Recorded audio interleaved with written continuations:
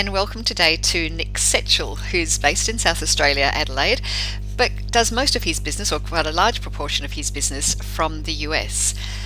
Nick Setchell is CEO of Practice Strategies, and he's joining us today for this Adrenalin Shot. Nick's business is a business improvement consulting firm that's defined and developed something called RealTime CEO and Fiscal Focus, both of which he speaks about in the US. Nick has analysed in excess of 1,000 businesses and worked with hundreds of CEOs and executives around the world to help them better understand their business performance and make much better business decisions. Practice Strategies has presented in excess of 500 workshops to CEOs and executives in Australia, the US, Canada and New Zealand. Now, Nick holds a Bachelor of Economics from the University of Adelaide and is a Fellow of the Australian Institute of Company Directors and a Fellow of the Institute of Chartered Accountants in Australia. Welcome to you, Nick. Thank you, Dawn, and thank you for inviting me to join the Adrenalin Shot. Now, I'm just going to start our timer, Nick, and pop that up on the screen so that we can see it, and at the same time I'm going to start my clock for 5 minutes, and that'll kick us off. It goes very, very fast, believe you me. So what I'm interested to know, Nick, is what are the most common mistakes that businesses make when they're trying to measure performance? Without a shadow of doubt, the most common mistake is to put too much emphasis on the profit and loss, or the information that the profit and loss is sharing. One of the fundamental flaws of traditional accounting as a measurement mechanism is that it produces two documents, one of which is very easy to understand, one of which is very hard to understand. So if you don't have training in finance or accounting, as the vast majority of leaders around the world don't, you will naturally gravitate to the document you understand. Now, in practical terms, what that means is that you will judge your business on information on the P&L and fundamentally two numbers, the number at the top and the bottom being revenue and profit. Those numbers are important, but they're only half of the story, and you run a significant risk profile if you judge your business looking at half of the story.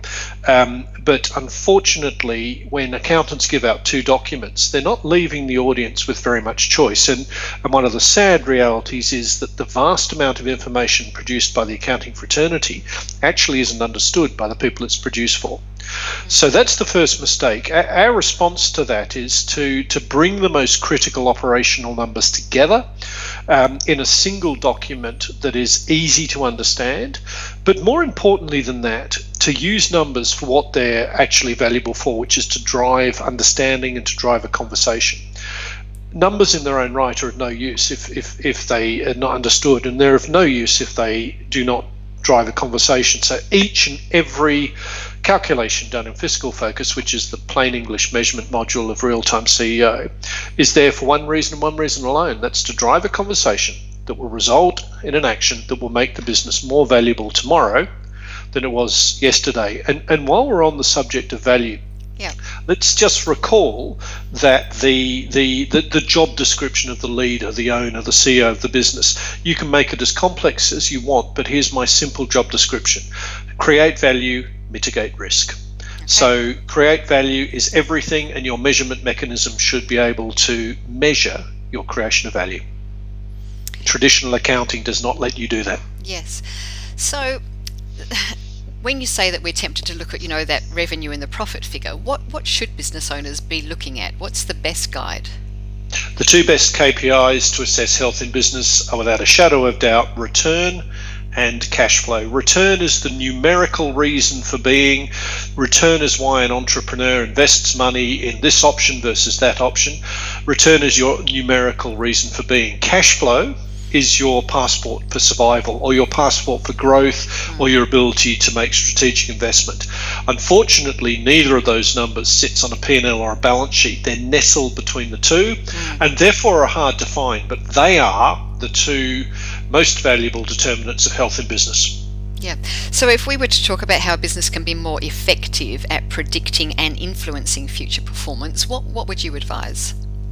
Let's look at the number one mistake that businesses make in forecasting to answer that question. Without a shadow of doubt, the most common mistake is they go to numbers too quickly. You would know if you have facilitated or sat through a facilitation of a strategic planning session that good facilitators will not let numbers come into the conversation until well into the session, because if you go to numbers too early, you compromise the strategic and the operational conversation. So we suggest a process called Sun communication. Sun communication explores the strategic issue first, then the operational issue, and then and only then the numeric issue. If you do that, the entire process will become a more valuable management technique and certainly a better forecasting tool, which means that you have the opportunity to take control of the future rather than allowing it to slap you in the face. Absolutely. We're up to 4 minutes 30 already, if you can believe it. So I might wrap up with what I've understood. And I guess the first thing then, correct me if I'm wrong, Nick, is that businesses need to somehow read between the P&L and their balance sheet to figure out what's really going on, and take a more strategic approach, if you like, before they look at the numbers, so that what they're trying to do is look for the value in the business and the return on the business, rather than just looking at their profit and loss statement each month to see if they're going in the right direction. Correct, but I'll go one step further. Advisors to business need to give them that information without making them work for it. Keep it simple, rely on plain English, and you will create more value. Yeah, okay. Thank you very, very much, Nick Setchell. Thoroughly enjoyed speaking with you. Thanks for joining us for today's Adrenalin Shot. My pleasure. Thank you, Dawn.